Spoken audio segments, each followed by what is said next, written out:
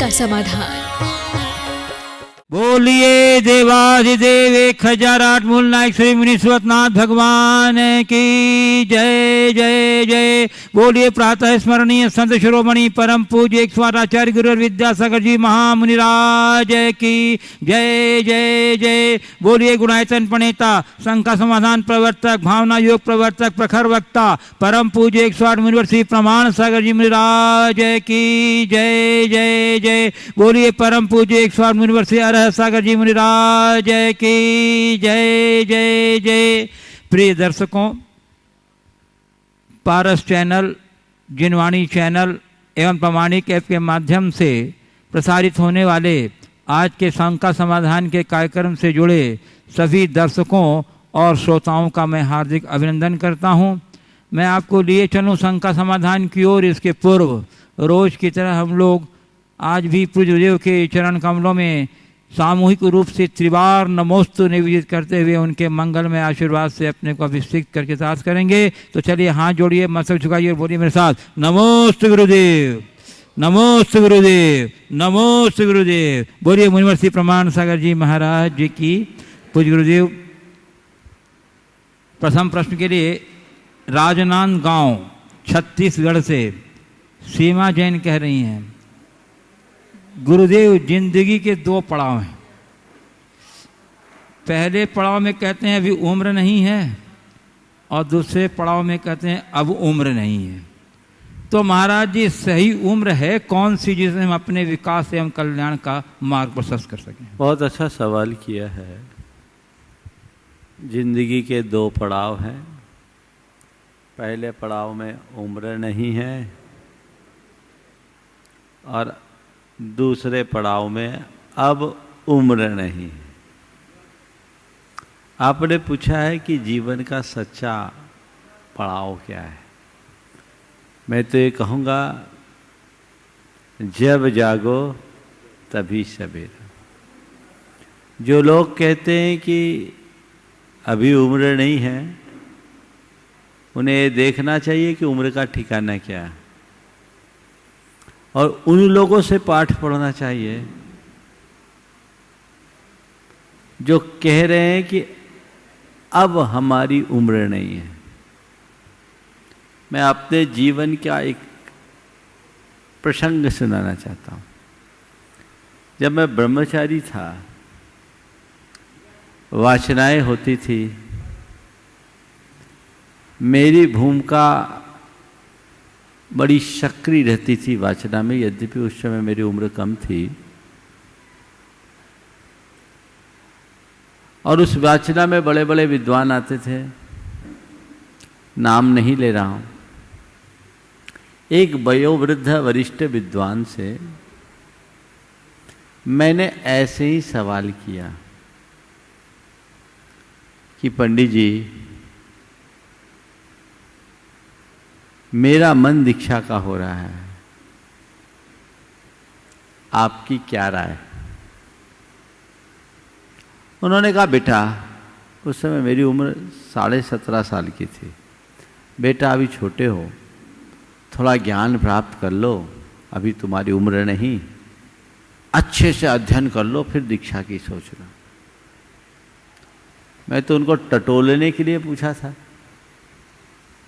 थोड़ी देर बाद मैंने उनकी प्रशंसा करते हुए कहा कि पंडित जी साहब, आपको तो बहुत ज्ञान है, वाचना भी बहुत अच्छी करते हैं और आपके संपादन की तो बात क्या, और विशेषार्थ में तो आप पूरा रहस्य खोल देते हैं। बड़ा अच्छा अध्ययन है आपका। हाँ बेटा, अभ्यास से हो जाता है।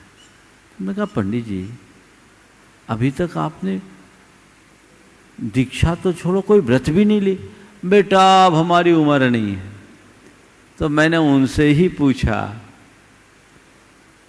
कि पंडित जी, अभी हमसे आप कह रहे थे कि अभी तुम्हारी उम्र नहीं है और अब आप कह रहे हो अब हमारी उम्र नहीं है, तो क्या है? नाम ले लेता हूं, पंडित कैलाश चंद्र सिद्धांत शास्त्री। उनसे ये वार्ता हुई। वो बड़े बेबाक बात करने वाले थे। उन्होंने इस पूरे के पूरे वाकया को वाचना में उल्लिखित किया पूरी सभा में गुरुदेव के सानिध्य में, और कहते कहते एक बड़ी बात कह दी, महाराज इसमें गलती हमारी नहीं आपकी है। आचार्य महाराज से कहते हैं, महाराज इसमें गलती हमारी नहीं आपकी है। पूरी सभा स्तब्ध, यहां आचार्य महाराज की गलती बता रहे, क्या है? बोले गलती हमारी नहीं आपकी, इनकी उम्र में आप हमको क्यों नहीं मिले? अगर इनकी उम्र में आप हमें मिल गए होते तो शायद हमारी दशा नहीं होती। वस्तुतः जिनके अंदर समझ नहीं होती वे कहते हैं अभी उम्र नहीं है, और जिनमें सत्व नहीं बसता वो कहते हैं अब उम्र नहीं है। तो जब तक सत्व है समझ जगा लो, तुम्हें तुम्हारी असली उम्र का पता लग जाएगा, और जो करनी है वो करने में तुम समर्थ हो जाओगे।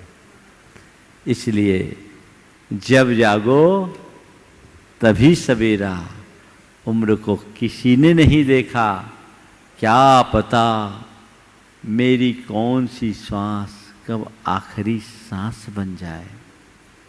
इसलिए ऐसा मत सोचना कि मैं बुढ़ापे में देखूंगा। क्या गारंटी बुढ़ापा देख भी पाओगे या नहीं? है इसकी कोई गारंटी? बुढ़ापा देखूंगा या नहीं यही अभी पता नहीं। इसलिए उस अनुरूप अपने जीवन को चलाना चाहिए। पूज्य गुरुदेव मालथौन सागर मध्य प्रदेश से शशांक जैन कह रहे हैं, महाराज श्री मैं आपके प्रवचन और शंका समाधान प्रतिदिन देखता हूँ। पहले हम बड़े बड़े मोटिवेशनल वीडियो देखा करते थे, लेकिन जब से आपके प्रवचन सुनना चालू किया मेरे परिवार और मुझ में बहुत परिवर्तन आया है, और मैं अपने फ्रेंड सर्किल में भी बताता हूँ कि आप लोग ज़्यादा मुनि प्रमाण सागर जी महाराज को सुना करें। गुरुदेव मेरा प्रश्न है कि यदि कि हम अपने लक्ष्य को कैसे पाएं कि सफल हो जाएं? क्या भावना योग पर रोज कौन सा कमांड दें ताकि जीवन में कुछ कर सकूं? हम अपने लक्ष्य को कैसे पाएं कि सफल हो जाएं? पहले तो सही लक्ष्य निर्धारित करो और उसके लिए पुरुषार्थ जगाओ। कोरे भावना योग से सफलता नहीं मिलेगी। भावना योग तो तुम्हारे पुरुषार्थ को जगाने में मददगार बनेगा।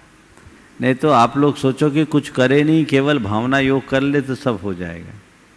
आप अपने आप को उस रूप तैयार कीजिए जिनके अंदर अपने लक्ष्य के प्रति अपेक्षित उत्साह उमंग नहीं होती, लक्ष्य के प्रति समर्पण की अल्पता दिखती है, स्थिरता का अभाव दिखता है। वे भावना योग में एक कमांड डालें, मुझे अपना लक्ष्य पाना है। क्या कमांड?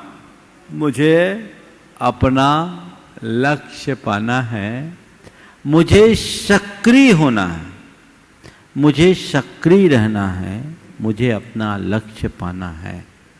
यदि इस बात को आप प्रभावशाली ढंग से दोहराओगे तो इससे आपका आपके लक्ष्य के प्रति समर्पण और सक्रियता दोनों दिखेगी, और यही आपके लक्ष्य उपलब्धि में कारण बनेगी। पूज्य गुरुदेव मालेगांव महाराष्ट्र से स्वीटी कांकरिया कह रही हैं, गुरुदेव कब हमें किसी परिस्थिति में कब हमें कैसी परिस्थिति में भाग लेना चाहिए और कब हमें परिस्थिति से भाग लेना चाहिए, इस विवेक की ओर कुछ प्रकाश डालें। कैसी परिस्थितियों में भाग लेना चाहिए और कैसी परिस्थिति से भाग जाना चाहिए। देखिए, औचित्य गुण एक बहुत बड़ा गुण है जो मनुष्य को सिखाता है क्या मुझे करना है और क्या मुझे नहीं करना है। आपने पूछा है किस में भाग ले और किससे भाग जाए। मैं ये कहूँगा जिसमें स्वपर का हित दिखता हो,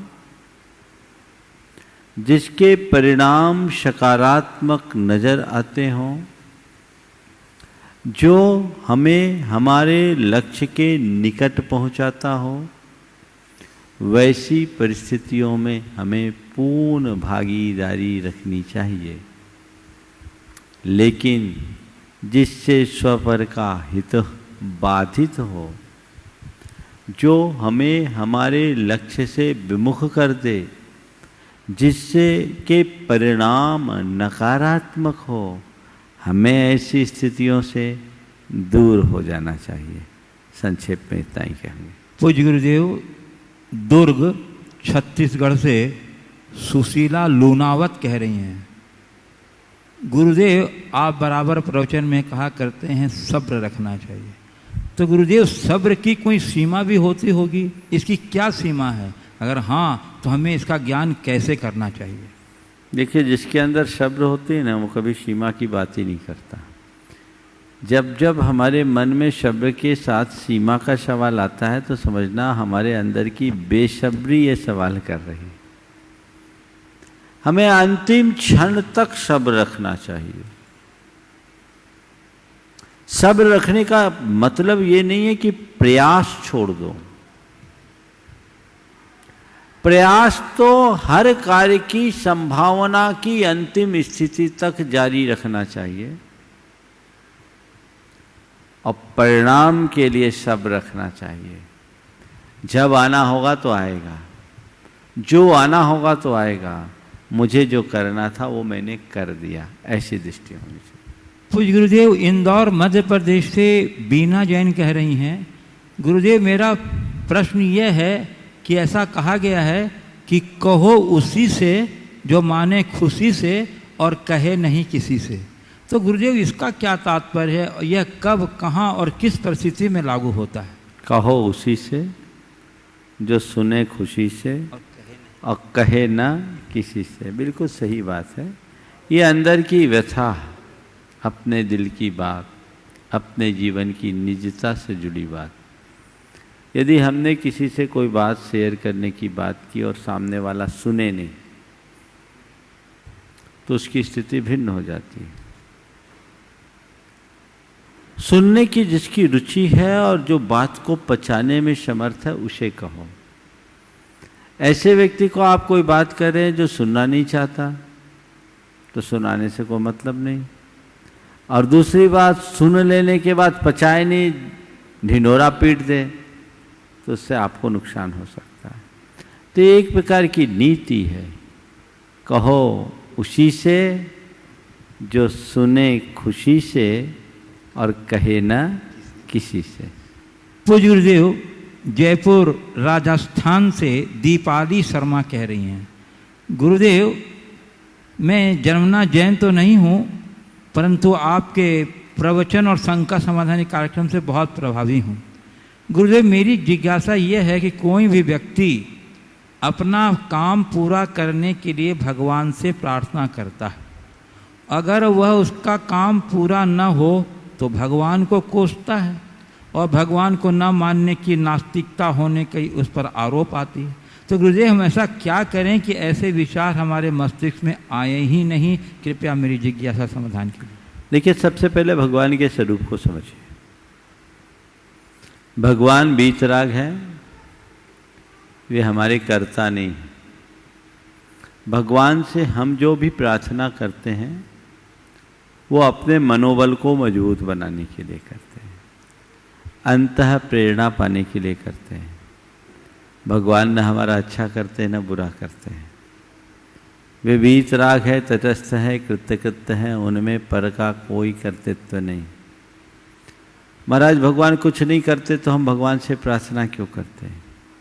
भगवान से प्रार्थना करने से हमारा मनोबल बढ़ता है और अंदर की एक प्रेरणा जगती है, जिससे हम किसी कार्य को सकारात्मक रूप दे सकते हैं। हमने भगवान से प्रार्थना की और मन में ये विश्वास जग गया कि हमने भगवान से प्रार्थना कर दी, अब मेरा काम हो जाएगा, तो हमारा आत्मविश्वास बलवान हो जाता है और ये एक प्रकार का प्लेसिबो इफेक्ट हो जाता है किसी कार्य को करने में। तो भगवान कुछ करते इस बात को हटा दें, पर भगवान से हमें मिल जाता है, इसे हृदय में अंकित करें। मैं एक घटना आपको बताना चाहता हूँ। एक राजा जिसका अचानक परचक्र के आक्रमण होने से सारा राज्य छिन गया, वो अपने आप को बचा नहीं पाया। चंद सेना की टुकड़ी के साथ वो जंगलों में छिपता छिपाता अपने प्राण बचाने में लग गया। जंगल में उसकी किसी संत से मुलाकात हो गई। संत से उसने अपनी सारी समस्या प्रकट की। उसकी प्रार्थना को सुनकर संत मुस्कुराए और संत ने कहा, तू घबरा नहीं, मेरे पास एक जादुई सिक्का है, मैं उसे उछालता हूं, तुम हेड या टेल कहना। अगर फैसला तुम्हारे पक्ष में हो गया तो तुम तय मानना, भले तुम्हारी सेना छोटी है पर तुम्हारी विजय सुनिश्चित होगी, इसे कोई रोक नहीं सकता। बहुत खुश हुआ, उसने सिक्का उछाला, सामने वाले ने बोला हेड, और देखा तो हेड ही आया। बोला जा, मेरा आशीर्वाद है, तेरी विजय सुनिश्चित है। उसने अपने सैन्य संगठन को मजबूत किया और छोटी सी सेना की टुकड़ी से अपने शत्रु राजा पर चढ़ाई कर दी। योजनाबद्ध लड़ाई से उसे अप्रत्याशित सफलता मिली और उसने थोड़े ही दिनों में अपने खोए हुए साम्राज्य को फिर से प्राप्त कर लिया।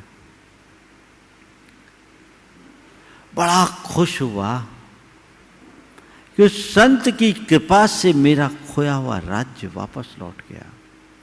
कृतज्ञता व्यक्त करने के लिए सीधे संत चरणों में पहुंचा और कहा, गुरुदेव आपने तो मुझे निहाल कर दिया, माला माल कर दिया। आपकी कृपा से मेरा खोया हुआ राज्य मुझे प्राप्त हो गया, आप धन्य हो।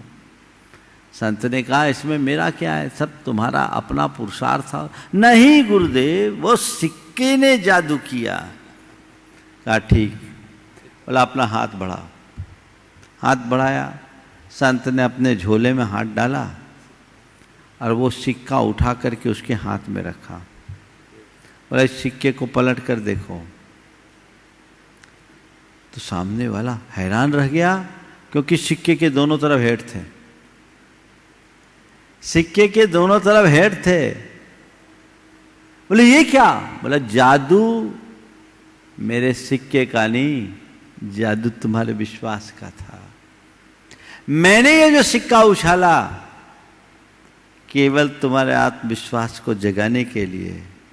तो मैं तुमसे कहना चाहता हूं, जीवन में अपने पास एक ऐसा सिक्का रखो जिसके दोनों तरफ हेड हो, टेल होने की कोई बात ही ना हो, तब परिणाम आएगा।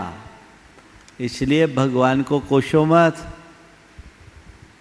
भगवान के प्रति अपनी एक आस्था जो है उसे बनाए रखो। उनसे हमें एक अमूर्त प्रेरणा मिलती है, वो लेते रहो। लेकिन भगवान को कर्ता मान करके करोगे तो ये परिणाम बनेगा। और भगवान को केवल एक निमित्त मान करके करोगे तो वह सब कुछ हासिल हो जाएगा जो हम चाहते हैं। इसलिए प्रार्थना करो, पर उन शक्तियों को खुद के भीतर उद्घाटित करके उसे अर्जित करने का प्रयत्न करो। पूज्य गुरुदेव, अंबाह जिला मुरैना मध्य प्रदेश से राकेश जैन भंडारी कह रहे हैं, गुरुदेव संकल्प और विकल्पों में पूरा जीवन व्यतीत हो जाता है। जिस परमात्मा का ध्यान करना चाहिए उससे दूर पर में आसक्तिपना बना रहता है, यह जानते हुए कि इससे मेरा भला नहीं हो सकता। तो गुरुदेव स्वयं से स्वयं का अनुराग नहीं हो पाता है, ऐसा क्या करें कि स्वयं से स्वयं का अनुराग हो जाए? स्वयं से स्वयं का अनुराग नहीं होता। परमात्मा के प्रति अनुराग रखने की जगह पर में आसक्ति बढ़ जाती है। ऐसा क्या करे कि स्वयं से स्वयं का अनुराग हो? पर से वैराग्य को जगाओ। मनुष्य के हृदय में जैसे जैसे वैराग्य बढ़ता है, स्वयं के प्रति अनुराग बढ़ने लगता है, और जैसे जैसे स्वयं के प्रति अनुराग बढ़ता है, पर से वैराग होने लगता है। तो ये सब बातें केवल बातों से नहीं होगी, अंदर से वैराग्य होना चाहिए। अंदर से वैराग होना चाहिए, संसार, शरीर और भोगों की नश्वरता का भान होना चाहिए, आत्मा की अमरता का ज्ञान होना चाहिए। तो अपने आप स्वाभाविक रूप में हमारी रुचि परमार्थ के कार्यों में बढ़ेगी और संसार के कार्यों से हमारी आसक्ति घटेगी। इसके बिना और कोई रास्ता नहीं।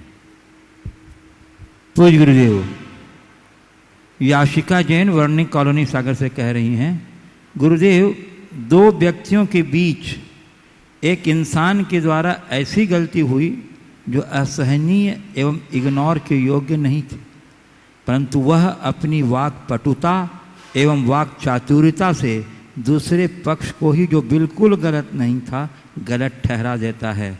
तो किस प्रकार उस चतुर व्यक्ति को रियलाइज करवाया जाए ताकि दूसरा पक्ष जो न कुछ कह सका न कर सका उसे न्याय मिले?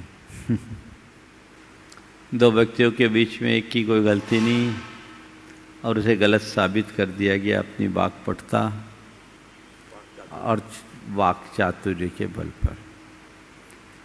अब पूछा है कि ऐसे व्यक्ति को उसकी गलती का एहसास कैसे कराएं। देखिए, कुछ लोग ऐसे होते हैं जो इस प्रकार की धोखाधड़ी कर लेते हैं और गलत निर्णय करवा लेते हैं। ऐसे लोग अच्छे प्रकृति के नहीं माने जाते। महाभारत का एक पात्र है शकुनी, समझ गए, वो तिकड़मबाज, इस तरह की प्रवृत्ति के लोग हैं। मेरा तो ये कहना है कि ऐसे लोगों से सुरक्षित दूरी रखना चाहिए और उसे रियलाइज कराने की जगह वक्त पर बात को छोड़ देना चाहिए। वक्त बदलता है, व्यक्ति की वास्तविकता आज नहीं कल प्रकट होगी और जिस दिन उसकी वास्तविकता प्रकट हो जाएगी पूरे घटनाक्रम का पटाक्षेप हो जाएगा। इसलिए अब वो कैसे रियलाइज करे, इस बात की चिंता करने या प्रयास करने की जगह हम ऐसे लोगों के चक्कर में भविष्य में ना आए, ऐसी जागरूकता रखनी चाहिए, तभी हम कुछ अच्छा कर पाएंगे। पूज्य गुरुदेव, ओराई उत्तर प्रदेश से राजेश जैन कह रहे हैं। उराई, ओराई नहीं, हाँ अंग्रेजी है ना, उराई बोलो। हाँ उराई। हाँ। महाराज श्री, कितनी बार तो हम लोगों ने कहा कि लोग हिंदी में लिखे हैं, नहीं लिखते। महाराज श्री, शरीर एक मंदिर है और आत्मा उस मंदिर का भगवान, तो क्या हम भूखा रहकर व्रत धारण करके अपने मंदिर को नुकसान नहीं पहुंचा रहे हैं? शरीर एक मंदिर है और आत्मा उस मंदिर का भगवान। हम भूखे रह करके शरीर रूप मंदिर को नुकसान नहीं पहुंचा रहे। देखिए, मंदिर में धूल धक्कड़ जमा ना हो, गंदगी ना आए, इस ख्याल से उसके दरवाजे, खिड़की, रोशनदान को बंद किया जाता है कि नहीं? करते हैं कि नहीं? बोलो, करते हैं ना? तो ऐसा करके मंदिर को नुकसान पहुंचाया जाता है या संरक्षित किया जाता है? हाँ, सारे दरवाजे खिड़कियां खुले रखो, धूल हवा पानी घुसते रहे और गर्दे की परत जमते रहे, तो उससे मंदिर अच्छा होगा कि खराब? खराब ही होगा ना। तो भोजन पानी बंद करने का मतलब इस शरीर के मंदिर और उसके परमात्मा की विशुद्धि को बनाए रखने के लिए धूल धक्कड़ और अवांछित तत्व के प्रवेश रोकने का प्रयास ही उपवास है। समझ गए? इसको उस नज़रिए से देखना चाहिए इसमें कोई नुकसान नहीं सिवाय लाभ के। पूज्य गुरुदेव सागर से श्रीमती किरण जैन कह रही हैं, गुरुवर भगवान ऋषभ देव, भगवान महावीर एवं भगवान बाहुबली वाणी खिरने के पूर्व वर्षों मौन क्यों रहे? क्या वे सत्य वचन बोलना नहीं चाहते थे या सत्य धर्म की खोज कर रहे थे? क्या दुनिया का वातावरण उनके अनुकूल नहीं था?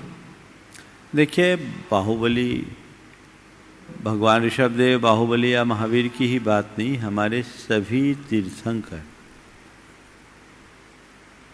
जब तक उन्हें केवल ज्ञान नहीं होता, मुनि बनने के बाद वे उपदेश नहीं देते। आपने जो 3 सवाल किया है, क्या उन्हें सत्य का बोध नहीं था? या वे सत्य वचन बोलना नहीं चाहते थे? बोलना नहीं चाहते थे। या सत्य धर्म की खोज कर रहे थे? और तीसरा दुनिया का वातावरण उनके अनुकूल नहीं था। देखिए, सत्य वचन बोलने का सवाल इसलिए नहीं है कि वो बोलने में समर्थ थे, बोल सकते थे, लेकिन तीर्थंकरों की सबसे बड़ी विशेषता है कि वे अनुभूत सत्य का ही वखान करते हैं। वे साधना के मार्ग में एक सत्यान्वेषी बनकर लगे थे। उस सत्य का स्वयं अनुभव करना चाहते थे और उसके लिए उन्होंने वर्षों साधना की। भगवान ऋषभदेव को 1000 वर्ष लगे, भगवान महावीर को लगभग 12.5 वर्ष लगे। इस अवधि में उन्होंने अपनी आत्मा का अंतर्मंथन किया,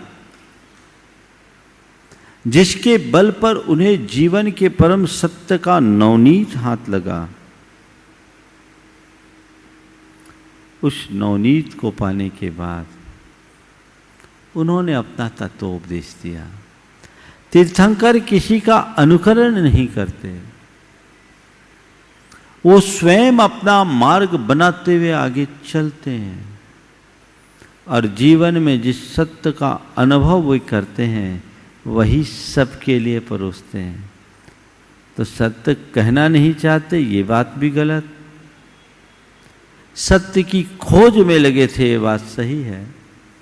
समय उनके बातों को समझने के योग्य नहीं था, ये भी बात गलत है। सब कुछ था, पर वो जो देना चाहते थे वो उनके पास नहीं था। जब उन्हें केवल अज्ञान हुआ, जीवन के परम सत्य को जाना, तब उन्होंने बीतराग भाव से सबके लिए वह तत्व परोस दिया। सभी तीर्थंकर ऐसे ही करते हैं। पूज्य गुरुदेव गोपालगंज सागर से राजेश जैन आरआई कह रहे हैं, गुरुदेव यदि हम पर कोई शंका कर रहा है तो समझ लेना चाहिए कि वह सत्य की खोज कर रहा है, क्योंकि सच्चाई की अनेक परीक्षाएं होती हैं, छूट की कोई परीक्षा नहीं होती। जिस प्रकार सोना परखा जाता है, पीतल नहीं। तो गुरुदेव हम कैसे समझें कि शंकाकार सत्य की खोज के लिए शंका कर रहा है या कोई और उद्देश्य है? शंका का संबंध सत्य वचन से है या सत्य धर्म से? सत्य वचन और सत्य धर्म में क्या अंतर है? बहुत लंबा सवाल। हम पर कोई शक कर रहा है तो सत्य को खोज रहा है या व्यर्थ शंका कर रहा है? आपने पूछा है, शंका का संबंध सत्य को जानने की बात है और हमें यही सोचना चाहिए कि वो सत्य के विषय में खोज रहा है। बात यथार्थ है। तुम्हारे प्रति कोई व्यर्थ में शंका करे तो रंच मात्र विचलित मत हो, क्योंकि तुम सही हो, उसे खोजने दो। जिस दिन सच्चाई का बोध उसे होगा, अपने आप रास्ते पर आ जाएगा। और जब तक सच्चाई का बोध नहीं होता, तभी तक मनुष्य के मन में शंका होती है। ये एक सामान्य कथन है। और जिसके मन में सच्चाई होती है, उसके लिए लोग कितनी भी परीक्षा ले, कहावत है, सांच को आँच ना। सोने को कसौटी पर कसा जाए, सोना हमेशा खरा उतरता है। जिसके हृदय में सत्य प्रतिष्ठित है, वो सदैव निश्चिंत रहता है। लोग उस पर शंका कर सकते हैं, पर वह स्वयं निशंक हो सकता है। सत्य का संबंध केवल सत्य वचन से नहीं, सत्य धर्म से है। और सत्य धर्म केवल बोलने का नाम नहीं, मन, वाणी और व्यवहार में सत्य को प्रतिष्ठापित करना ही सत्य धर्म है, सत्याचरण है, ऐसा समझना। लेकिन शंका भी दो तरह की है, एक शंका और दूसरी कुशंका। अगर कोई शंका करे, यथासंभव समाधान देने की कोशिश करनी चाहिए, और कोई कुशंका करे, उससे सुरक्षित दूरी बना लेनी चाहिए। शंका और कुशंका में मौलिक अंतर है। आप भोजन के लिए बैठे हैं और अपनी धर्मपत्नी से पूछते हैं दाल में नमक है कि नहीं, तो कोई बुराई नहीं। दाल में नमक है ना, नमक है कि नहीं, नमक पड़ा है ना, कोई फर्क नहीं पड़ेगा। और अगर कोई पूछ ले दाल में जहर तो नहीं है, तो क्या होगा, बोलो।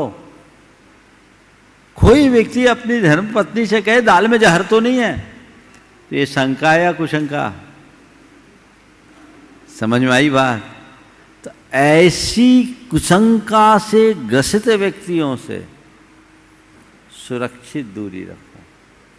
और किसी के मन में शंका है तो उसके भ्रम के निवारण होने तक अपने आप को प्रस्तुत करो, आज नहीं कल जरूर समाधान हो।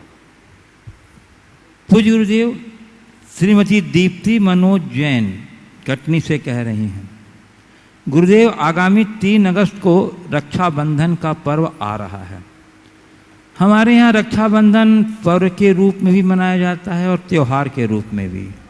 हमें किस रूप में मनाना चाहिए तथा गुरुदेव इस वर्ष राखी खरीदने के लिए बाजार जाना, परस्पर राखी बांधना, बंधवाना एवं कुरियर आदि के माध्यम से राखी भेजना, पोस्ट के माध्यम से कहाँ तक उचित है, क्योंकि इससे संक्रमण फैलने का खतरा भी प्रतीत होता है। देखिए, वर्तमान कोविड के त्रासदीपूर्ण दौर में सब चीज़ें बदल गई। हमारे सारे पर्व त्यौहार हमें दूसरे रूप में मनाना पड़ रहा है। रक्षाबंधन एक बहुत महत्वपूर्ण पर्व है। इसकी महत्ता पर तो प्रकाश थोड़ा आराम से डालेंगे, अभी तो बहुत दिन है, एक आध हफ्ता पहले प्रश्न। लेकिन एक बात जरूर आप सबसे करना चाहूँगा कि इस बार फिजिकली रक्षाबंधन बनाने की जगह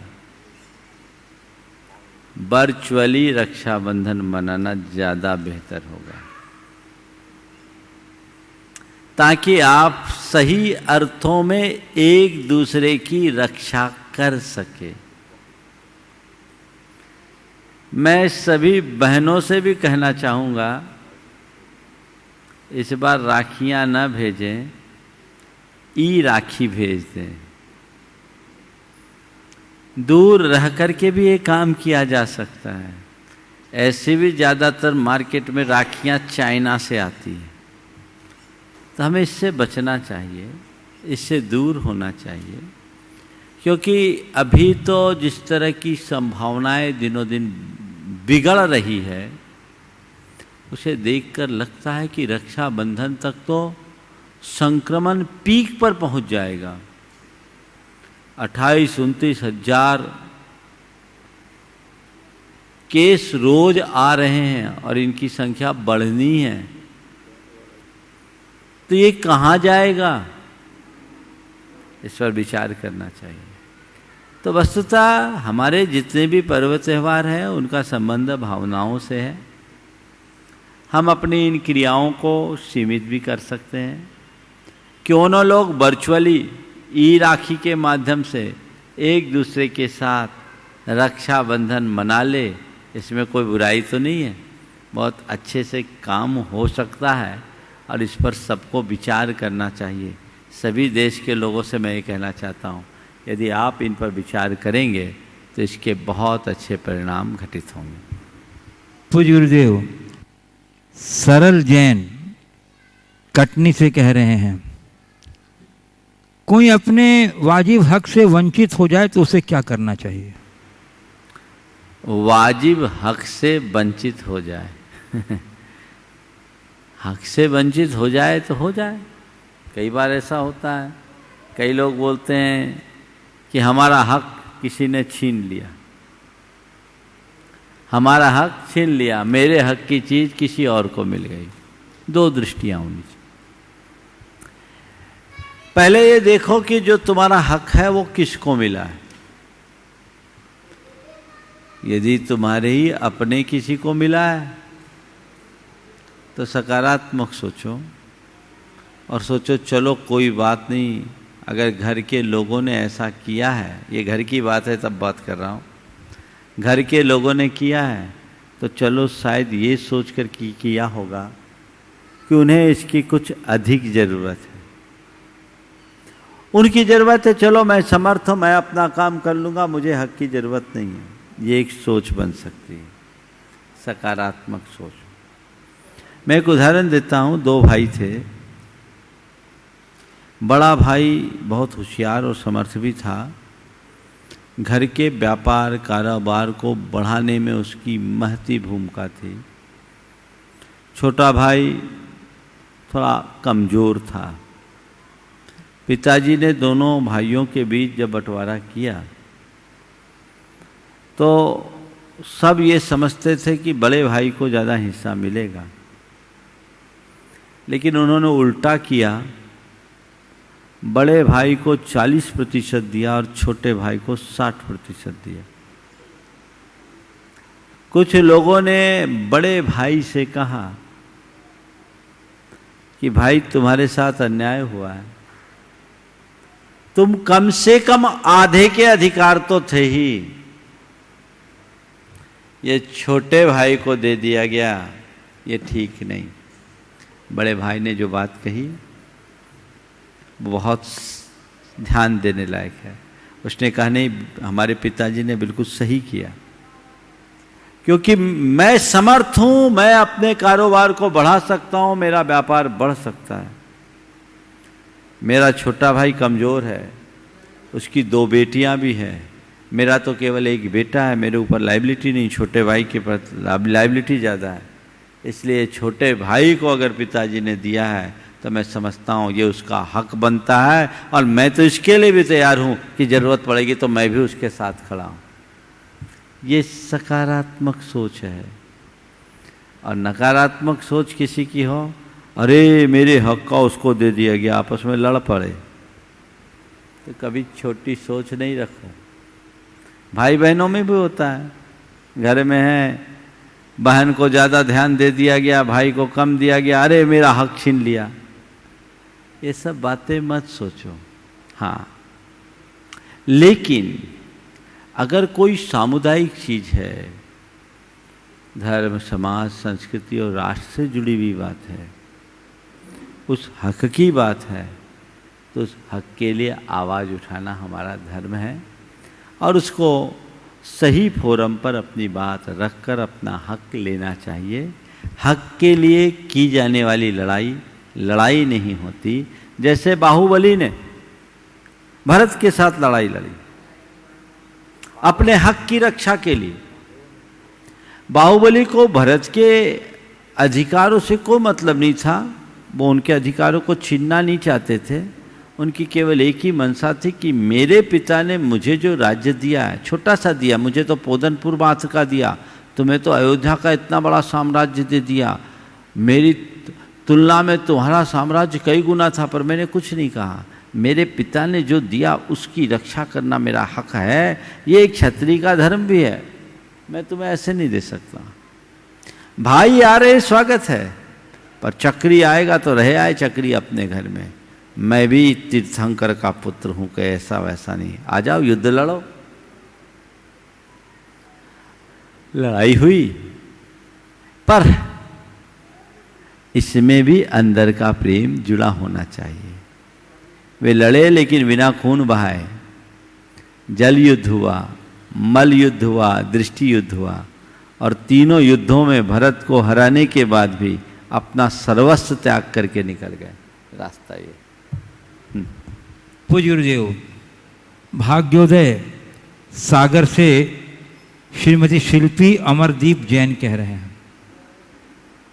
महाराज श्री, मैं यह जानना चाहती हूँ कि हम जब गुरुजनों के प्रवचन सुनते हैं, उनकी चर्या देखते हैं, तो हमें किसी किसी साधु पर विशेष श्रद्धा, एक विशेष प्रकार का अटैचमेंट हो जाता है। फिर हम यह भी चाहते हैं कि हम उनकी नज़रों में हाईलाइटेड बने रहें। तो क्या हमें उनसे लगाव लगाना सही है? क्या यह मोह की श्रेणी में आएगा? देखिए, स्वाभाविक है, जिन्हें हम नियमित सुने, जिनसे हमें मोटिवेशन मिले, जिनसे हमें प्रेरणा मिले, उनके प्रति विशेष झुकाव होता है, ये होगा। आज मुझे आप पूछो तो मेरे मन में मेरे गुरुदेव के प्रति जो स्थान है वो किसी के प्रति नहीं होगा। क्यों? क्योंकि उनसे मुझे मार्ग मिला है, उन्हें मैं अपने भगवान के रूप में देखता हूँ। तो इसी तरह कोई किसी से उत्प्रेरित होता है और उसका उनके प्रति लगाव बढ़ता है, तो ये बुरा नहीं है। लेकिन भक्ति हो, मोह नहीं। अंदर का अनुराग भक्ति है। अंदर का अनुराग भक्ति है, और भक्ति में व्यक्ति बहुत कुछ अर्पित भी करता है, सब कुछ समर्पित करता है, लेकिन उनके अतिरिक्त अन्य किसी को स्वीकारना ही नहीं मोह है। मोह से बचो, भक्ति से जुड़ो। जो जहाँ है अपना यथोचित कर्तव्य का पालन करते हुए अपना कार्य करो, और जो भक्ति श्रद्धा है उसे सुरक्षित रखो। तो गुरुदेव, कटनी से श्री मनोज जैन, फैशन गाइड, वो कह रहे हैं, गुरुदेव आपने प्रवचन में कहा था कि आलोचना न करना चाहिए, न सुनना चाहिए, किंतु यदि किसी व्यक्ति के स्वभाव या कार्यों का हम विरोध करते हैं तो क्या वह आलोचना की श्रेणी में आएगा?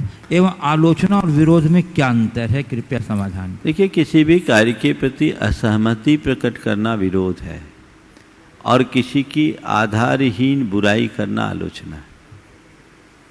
अगर किसी व्यक्ति के किसी कार्य से हमारी सहमति नहीं बनती, वो कार्य हमें यथोचित नहीं दिखता, आपको चाहिए कि आप उसके समक्ष ही असहमति प्रकट करें। लेकिन यही असहमति आलोचना का रूप कब ले लेती है? जब मुंह पर तो कुछ ना बोले और बाहर जाकर उसके नमक मिर्च लगाकर अपना जनमत तैयार करना शुरू कर दे। ये द्वेष बढ़ाने वाली क्रिया है।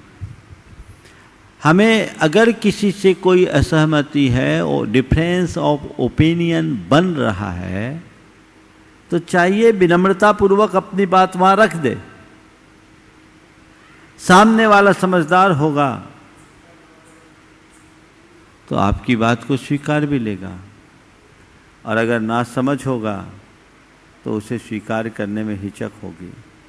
इसलिए हम वहाँ बता दें, पर मन में वैर नहीं होगा, और अपनी असहमति प्रकट कर दे। नहीं भी स्वीकारता, भैया आप मानो न मानो, पर मैं इससे सहमत नहीं हूँ। मुझसे कोई भी पूछेगा तो मैं ये कह दूंगा कि मेरी इसमें सहमति नहीं है, ये विरोध है। लेकिन उस निर्णय या उस कृत्य की सार्वजनिक चर्चा करना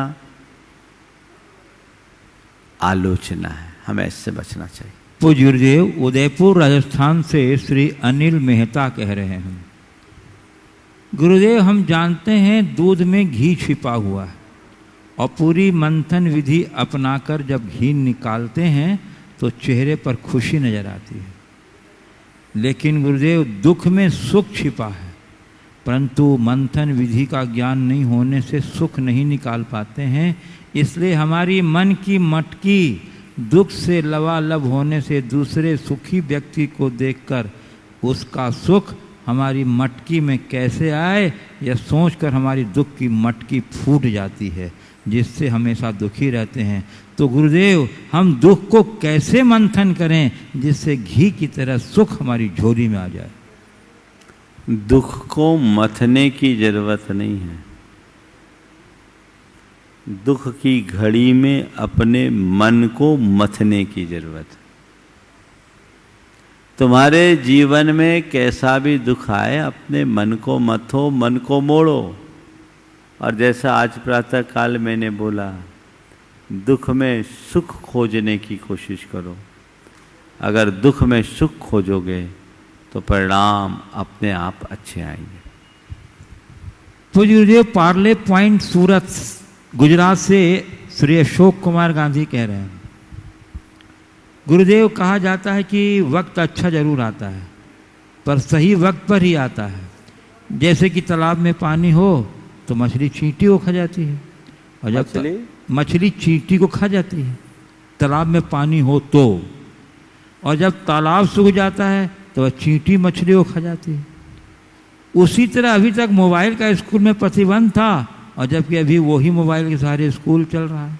तो सही वक्त का इंतजार कैसे करें, कृपया मार्गदर्शन देने के लिए। सही वक्त का इंतजार कैसे करें? मैं तो कहूँगा, सही वक्त का इंतजार करने के चक्कर में बिल्कुल न पड़े। वक्त का सही उपयोग करना सीख ले। जो व्यक्ति आए हुए वक्त का सही उपयोग करना सीख जाते हैं, उनका हर वक्त सही वक्त होता है। उन्हें सही वक्त का इंतजार करने की ज़रूरत नहीं पड़ती, बल्कि ऐसे लोगों का लोग हर वक्त इंतजार करते हैं। मेरी बात को ध्यान से सुनना। जो लोग अपने वक्त का सही प्रयोग करते हैं, उन्हें वक्त का इंतजार करने की ज़रूरत नहीं होती। उनका हर वक्त सही वक्त साबित होता है। वे सही वक्त का इंतजार नहीं करते, बल्कि लोग हर वक्त उनका इंतजार करते रहते हैं। तो हम अपने समय का प्रयोग करें और चीज़ें जो घटती है उन्हें देश काल के हिसाब से समझने की कोशिश करें। पूज्य गुरुदेव, श्रीमती सविता मनोज जैन कटनी कह रही हैं गुरुदेव कि महाराज श्री, मैं धर्म के मर्म को अभी तक थोड़ा सा ही जान पाई हूँ। पहले कर्म को बिना पाप पुण्य सोचकर करती थी तो खुश थी। अब कर्म के परिणाम को जानने के कारण मन में भय उत्पन्न होता है और कार्य छूटते जाते हैं। ऐसा क्यों? क्या अनजान बना रहना ही ठीक था? देखिए, बहुत अच्छी बात है, धर्म को आपने थोड़ा समझा है। और आपने जो बात कही है कि पहले जब तक मुझे धर्म का ज्ञान नहीं था, हर कार्य में निश्चिंतता से करती थी, खुश थी। अब जब से थोड़ा पुण्य पाप का समझ आ गया, अब कार्य करने में डर लगता है और मैं खुश नहीं रह पाती। क्या मेरे लिए नहीं जानना ही सही था?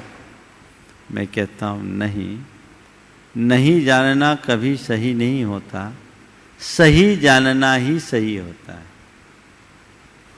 ज्ञान का मतलब ये नहीं है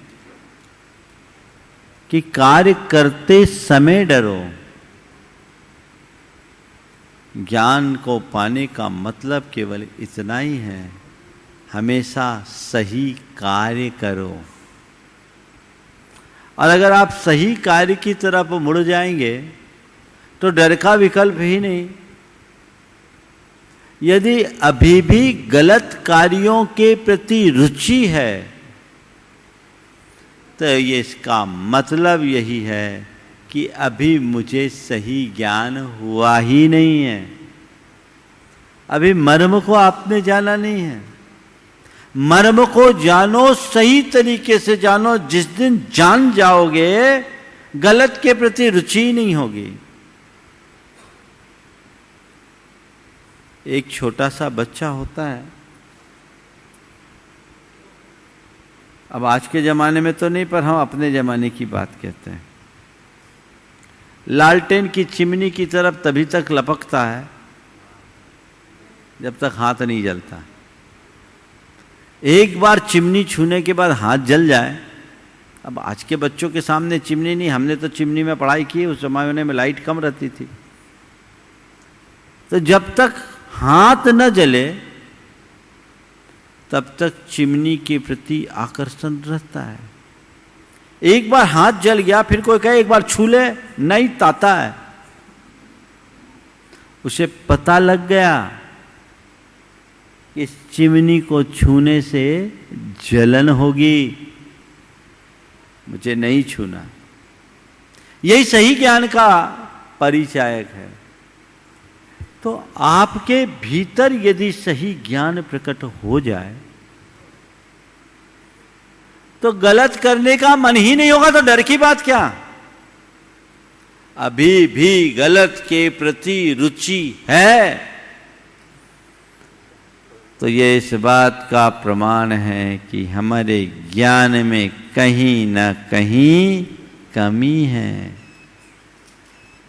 इसलिए गलत के प्रति रुचि हटाइए, वो अपने आप हटेगी। सही को समझ जाइए।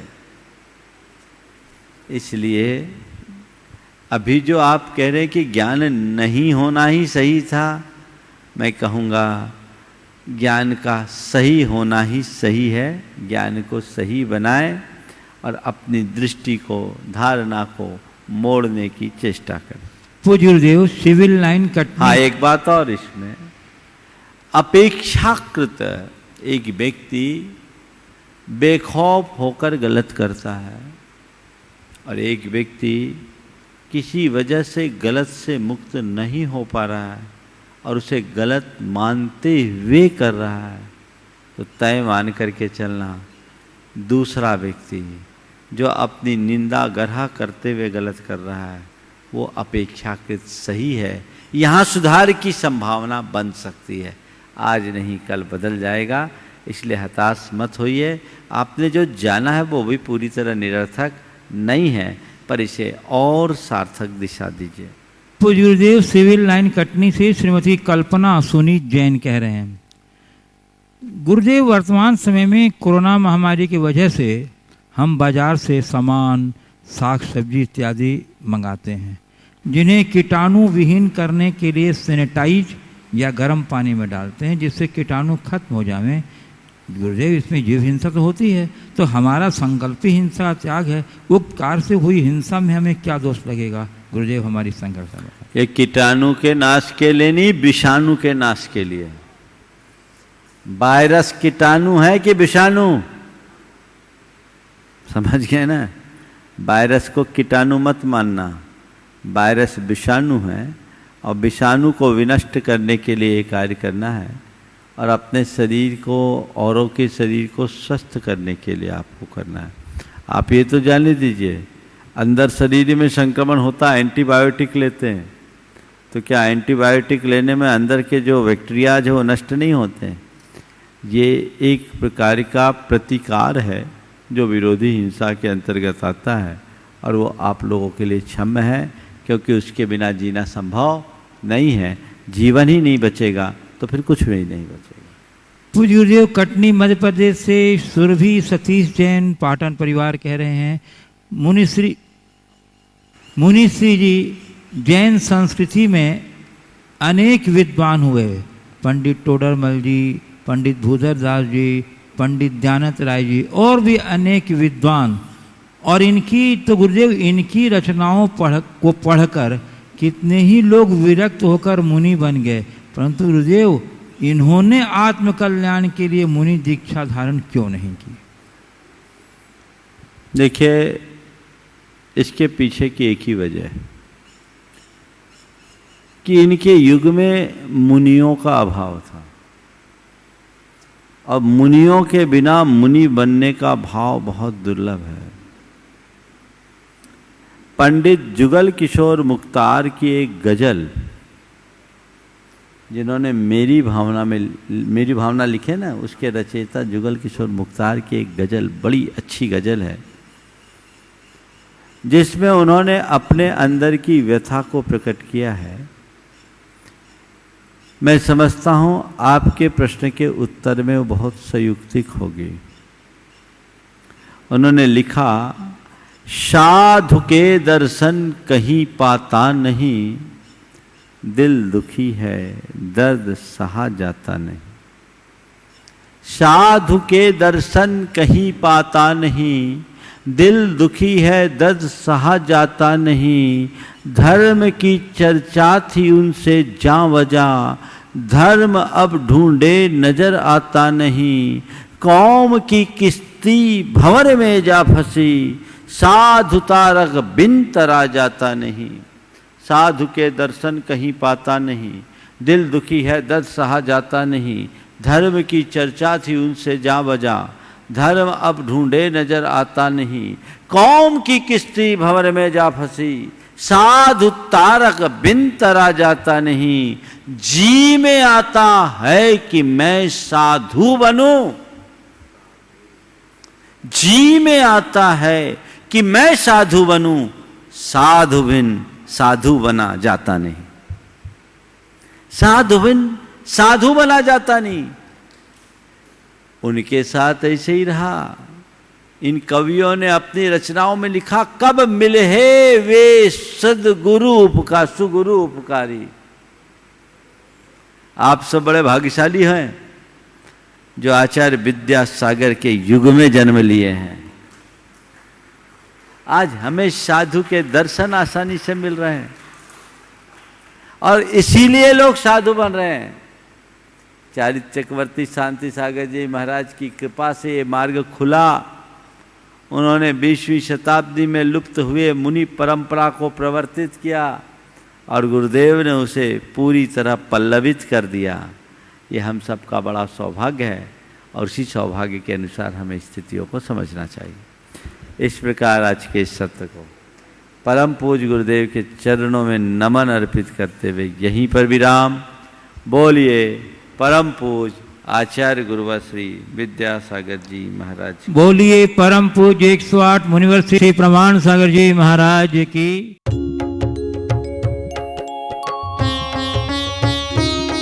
शंका समाधान।